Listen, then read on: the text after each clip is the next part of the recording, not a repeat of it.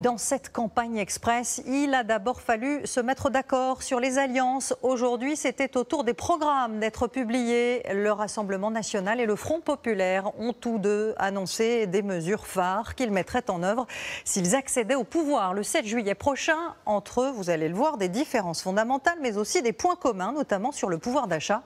Est-ce à dire qu'ils visent les mêmes électeurs? Thibaut Petit et Mathilde Guénégan. Ils sont aux antipodes sur l'échiquier politique. Et pourtant, sur certaines mesures de leur programme social, on pourrait les confondre. Notamment sur le pouvoir d'achat. Le Front populaire souhaite bloquer les prix des produits alimentaires de première nécessité, l'énergie et le carburant.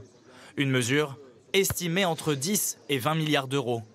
De son côté, le Rassemblement national souhaite abaisser la TVA sur le carburant et l'énergie. Mon estimation, c'est que ça coûterait à peu près 10 milliards d'euros par an, peut-être un petit peu moins, si on passait la TVA donc à 5,5% sur les carburants et l'énergie. Un dispositif financé en s'attaquant à certaines niches fiscales. Je pense par exemple à la taxe sur les armateurs. Il y a une niche fiscale aujourd'hui qui s'applique et qui nous permettrait de récupérer 5 milliards d'euros. Autre point de convergence, la retraite à 60 ans. C'est l'objectif du Front populaire qui souhaite abroger la dernière réforme.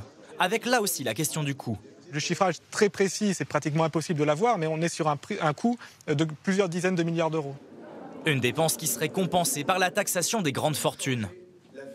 Ça veut dire que les plus hauts patrimoines de notre pays, ainsi que les centaines de milliards d'euros de dividendes qui sont réalisés tous les années, devront contribuer. Du côté du Rassemblement national, le parti temporise sur un retour à la retraite à 60 ans et l'envisage uniquement pour les carrières longues commencées avant 20 ans. Mais sur les autres sujets, les deux camps sont totalement opposés, comme sur la sécurité ou l'immigration. À gauche, le Front populaire veut supprimer la loi Asile et Immigration à contre-courant du RN qui souhaite un nouveau texte pour faciliter les expulsions et supprimer le droit du sol. Sur la guerre au Proche-Orient, le Rassemblement national qualifie le Hamas d'organisation terroriste. À gauche, il aura fallu de longues tractations. Socialistes, communistes, écologistes et insoumis ont fini par se mettre d'accord pour dénoncer dans leur programme les massacres terroristes du Hamas. Une subtilité sémantique qui permet de ne fâcher personne au sein du Front populaire. Et toujours dans cette campagne des législatives, sachez qu'on vient d'apprendre à l'instant que le tribunal judiciaire de Paris avait invalidé l'éviction d'Éric Ciotti de la présidence de son parti, les Républicains. Bonsoir Noé Gandillot, vous êtes devant le siège de ce parti. Cette décision avait été prise par le bureau politique après l'annonce par Éric Ciotti d'un accord avec le Rassemblement national. Que peut-il maintenant se passer ?